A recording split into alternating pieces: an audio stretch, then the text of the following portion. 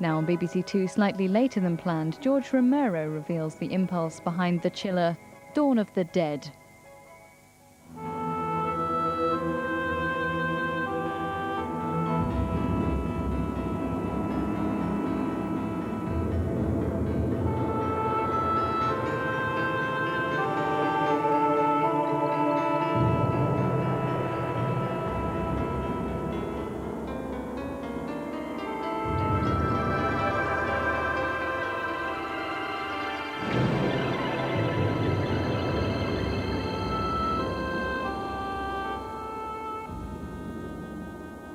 I had made Night of the Living Dead back in 1968, and I really didn't want to return to it, even though the story for Night of the Living Dead I wrote as a short story, and it had 3 parts. 90% of the story was the first part, which became Night of the Living Dead. Then there were a couple of pages, which was the second part, where this really had become a worldwide phenomenon, and people were the vanishing society. Imagine, if you will, that something has gone terribly wrong. Dawn of the Dead. And then the very last part of the story was just 1 short paragraph long, where the zombies had taken over. When there is no more room in hell, the dead will walk the earth. And so I started to think about an 80s update, and then I suddenly got the conceit about, boy, it would be nice to do one of these, every decade and try to reflect the differences in the, not only texturally on the surface of the film, but the differences in the head of the people. Pittsburgh is a mall city, the northeast, southwest, each suburb has a huge shopping mall like that. Right then it was just really the beginning of that mall culture where you went there and you hung out all day. My impression walking through there, going through this sort of ritualistic, unnatural, consuming experience was that we really do become zombies in here. And the way the music was just, that lulling kind of...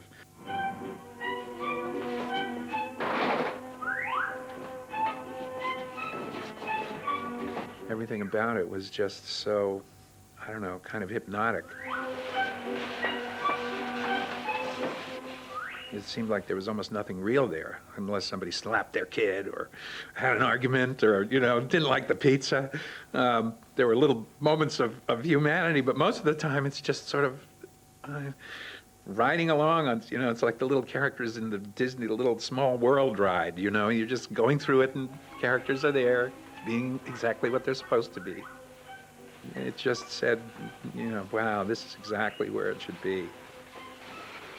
So I wrote a script, and I don't think I would have ever gotten it made because it was brutal, and it was also very garish and silly in places, and with obvious dialogue. I mean, it was sort of the Bee Gees meet Night of the Living Dead or something. It was. I was trying to go for that sort of 80s, all I want to do is keep on dancing attitude.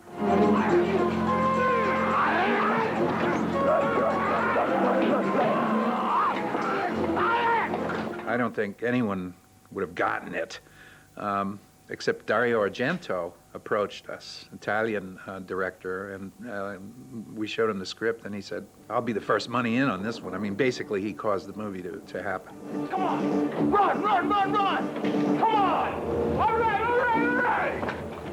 A theme that I've always used is just this idea that we don't talk to each other. I mean, this complete lack of communication that we have, and a willingness to adopt a position. People aren't willing to accept your solutions, Doctor, and I, for one, don't blame them. Every dead body that is not exterminated becomes one of them. It gets up and kills. The people it kills get up and kill. This sort of tribalism, or, I think it's white, I think it's black, and there's no attempt to try to figure out, any sort of middle ground or build a bridge. I mean, that's true in everything from religious wars to the O.J. Simpson case. I'm not so sure what to believe, Doctor. All we get is what you people tell us. And it's hard enough to believe It's fact. It's hard enough to believe without you coming in here and... You're not running a talk show here, Mr. Berman. You can forget pitching an audience the moral bullshit. To me, that is the most appalling thing about what we do to each other. And so it's a theme that I've worked with, particularly in the zombie films.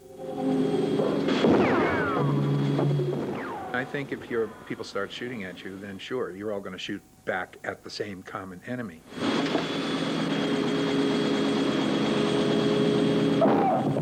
But in a situation where anything is ambiguous, I think there's going to be, at the very least, arguing, and perhaps at the worst, people murdering each other for their point of view. Peter, my God, what are you doing? Scary, isn't it? Until the shooting starts, there is no common enemy. And I think that in trying to decide who the enemy is, or if there is an enemy, that's where we just need to talk and figure out what our strategy is going to be. Let him know we're here. Come on, let's go over here. You did all right this time, Fly Boy. How about it? Really, I was trying to do it like a comic book kind of visual. The blood is, very red, bright red, flowering out behind somebody's head. What we were going for was just this garish kind of EC comic book kind of a look. None of that stuff was particularly threatening. The repetition of the violence, zombies get shot every few minutes in the action parts of the film, and you sort of get immune or inured to it. Again, that was part of what we were seeing in the 80s, about us just getting so desensitized by the things that we were seeing on television. And, show the military and the hunters and all that, just enjoying it, and as that being an outgrowth of, we got ourselves a new shooting gallery here. Behind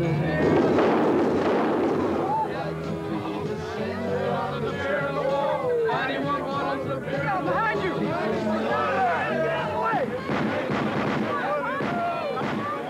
And also it worked to sort of ramp you up toward the really grisly scenes in the end, when we become just pieces of meat there at that point. And then the people upstairs in those quarters, it's sort of what we do. We live somewhere over here while all this, violence and the world's exploding.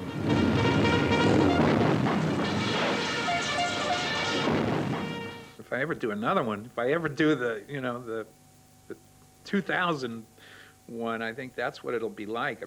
Maybe humanity will have come back. There'll be security guards and the zombies are out in the street, sort of like the homeless.